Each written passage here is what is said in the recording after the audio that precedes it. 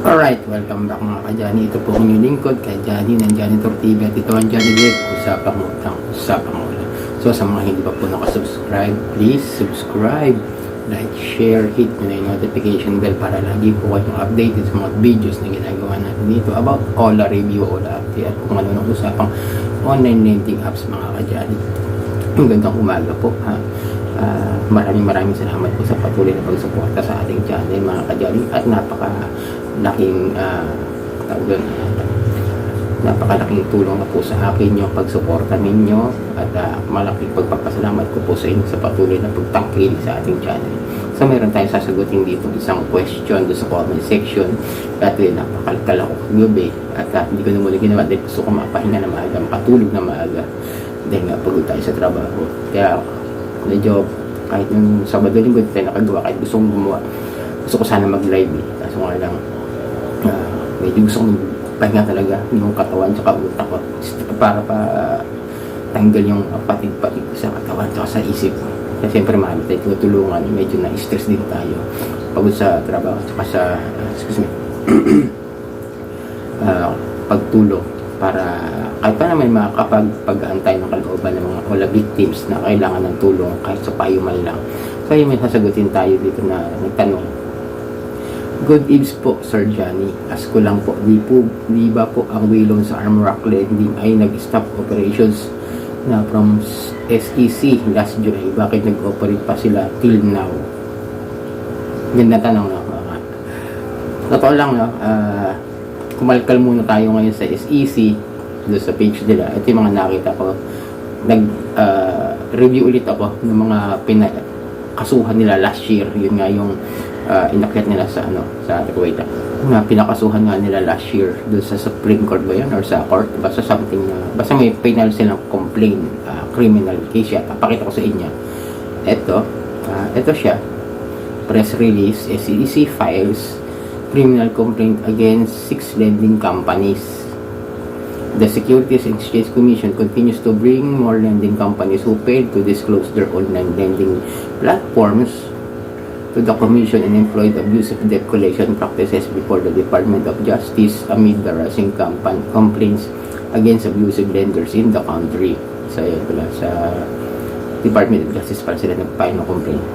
The SEC Enforcement and Investor Protection Department on June 20 filed a criminal complaint against FESL Lending Investor Corporation, FESL Business Processing Outsourcing Services, Realm Shifters Business Process Outsourcing Services, UPESO Lending Corporation, Philippine Microdebt Corporation, and Armrock Lending Incorporation for violations of Republic Act No. 9474 or the Lending Company Regulation Act of 2007, RA number 11765, or the Financial Products and Services Consumers Protection Act, and the SEC FCPA Implement Rules and Regulations. So yun, nakasuhan sila ng criminal case. Ayun nga. Tama ba? Medyo nalito ako rin na. Gusto mo violate the home case. Nga. Criminal case nga sila. Ayan o. File a criminal complaint. Ayan. File sila ng criminal complaint. Ibig sabihin criminal case nga ito. Sinampa ng SEC dyan sa na lending companies na ito.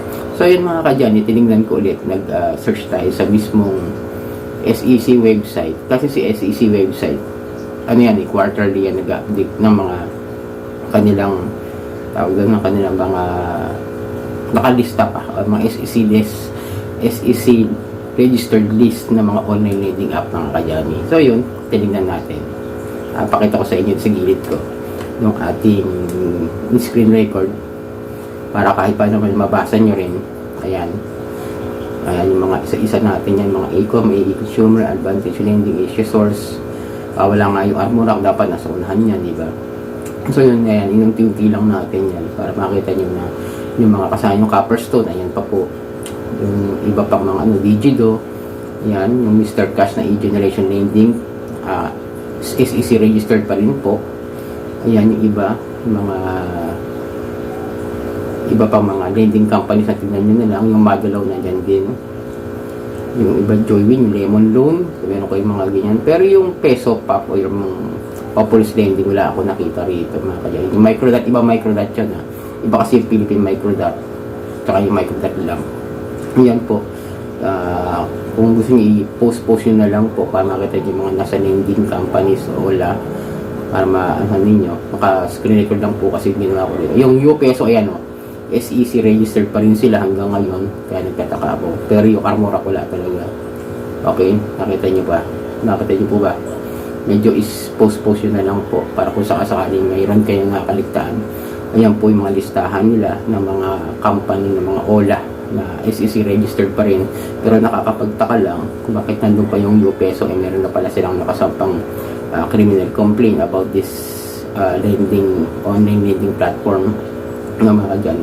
Pero tignan natin mamaya, maghanap tayo ng iba pa, baka may update na ang tawag dito, ang SEC kasi January na meron silang update about their SEC website na baka meron na silang tinanggal na ibang lending company na meron na silang penal na complaint about this. Kaya yung iba, ng FES wala na rin, hindi na rin naman na nakita rito, wala na talaga.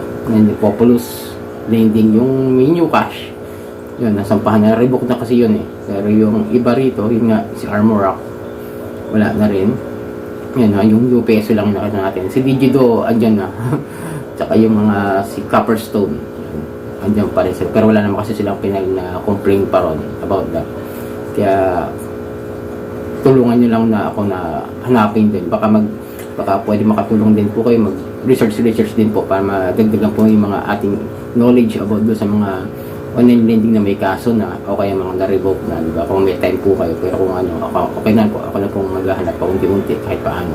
So yun mga kadyani, medyo in-update ko lang kayo dun sa mga OLA na merong kaso o yung mga nasampahan ng kaso last year, and then nandito pa rin sa SEC OLA registered sila.